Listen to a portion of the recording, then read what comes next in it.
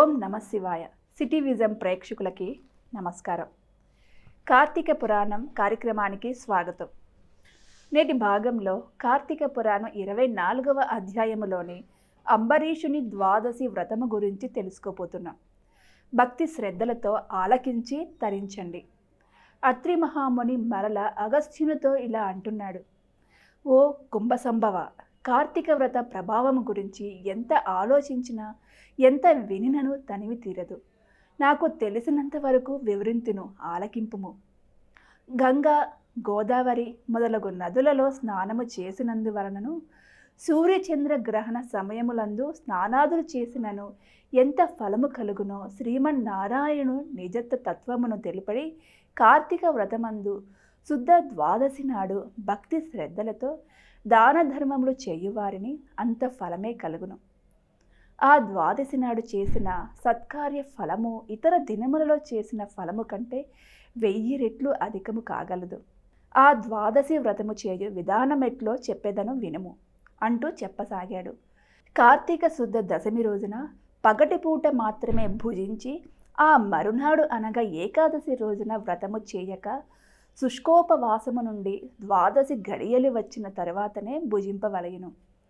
దీనికొక ఇతిహాసము కలదు, దానిని కూడా వివరించెదను. సావధానుడివే ఆలకింపుము అని ఇట్లు చెబుతున్నాడు. పూర్వము అంబరీషుడను రాజు కలడు. అతడు పరమ భాగవోత్తముడు, ద్వాదశి వ్రత ప్రియుడు.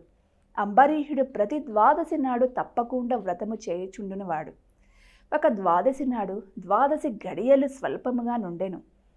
అందుచే ఆ రోజు పెందల కడనే వ్రతమును ముగించి బ్రాహ్మణ సమారాధన చేయదలసి సిద్ధముగా నుండెను. అదే సమయమున అచ్చటకు కోప స్వభావుడగు దూర్వాసుడు వచ్చెను. అంబరీషుడు ఆ మునిని గౌరవించి ద్వాదశి గడియలలో పారాయణ చేయవలయునుగాన తొందరగా స్నానమునిగేగి రమ్మనమని కోరెను. దూర్వాసుడందులకు అంగీకరించి సమీపమున గల నదికి స్నానమునకే వెడలెను. అంబరీషుడు ఎంతసేపు వేచియున్నను దూర్వాసుడు రాలేదు.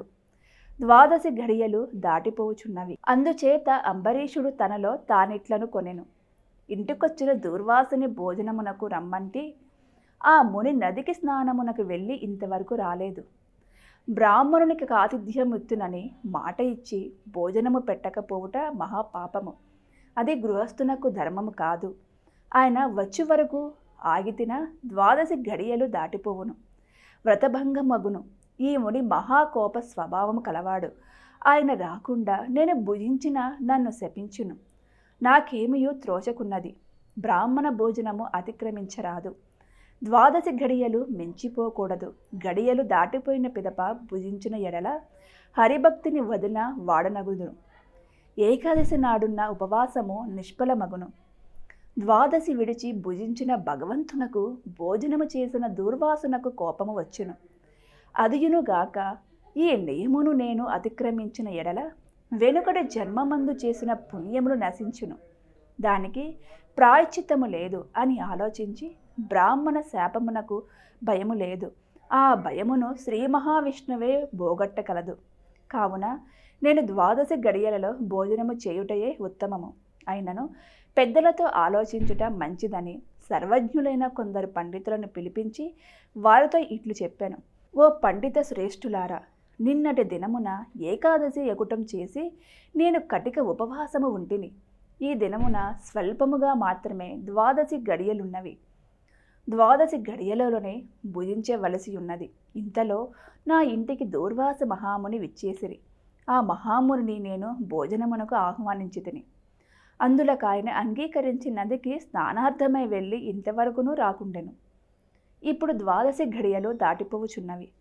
బ్రాహ్మణును వదిలి ద్వాదశి గడియలలో భుజింపవచ్చునా, లేక వ్రతభంగమును సమ్మతించి ముని వచ్చే వారికి వేచి ఉండవలన? ఈ రెండిట్లో ఏది ముఖ్యమైనదో తెలుపవలసినదని కోరాను. అంతటా యా ధర్మజ్ఞులైన పండితులు ధర్మశాస్త్రములు పరిశోధించి విమర్శ ప్రతివిమర్శలు చేసుకొని దీర్ఘముగా ఆలోచించి, మహారాజా, సమస్త ప్రాణికోటుల గర్భకుహలమందు జఠరాగ్ని రూపమున రహస్యముగానున్న అగ్నిదేవుడు ఆకలిని పుట్టించి ప్రాణులు భుజించిన చతుర్విధానమును పంచనముగా గావించి దేహేంద్రియాలకు శక్తి నొసంగుచున్నాడు. ప్రాణవాయుము సహాయముతో జఠరాగ్ని ప్రజ్వలును, అది చెలరేగిన క్షుద్బాధ తప్పిక కలుగును. ఆ తపము చల్లార్చవలనన్న అన్నము నీరు పుచ్చుకొని శాంతపరచవలను. శరీరమునకు శక్తి కలగజేయువాడు అగ్నిదేవుడు. దేవతలందరికంటే అధికుడై దేవపూజ్యుడైనాడు. ఆ అగ్నిదేవుడు నందరూ సదా పూజింపవలెను. గృహస్థు ఇంటికి వచ్చిన అతిథి కడజాతి వాడి అయినను భోజనం మిడుదునని చెప్పి వానికి పెట్టకుండా తినరాదు. అందులోనూ వేదంగా విద్వా విశారదుడగు మహాతపస్శాలియగు సదాచార సంపన్నుడనైన దూర్వాస మహాముని భోజనమునకు పిలిచి వానికి పెట్టకుండా తాను భుజించుట వలన మహాపాపము కలుగును. అందువలన అయోక్షీణము కలుగును.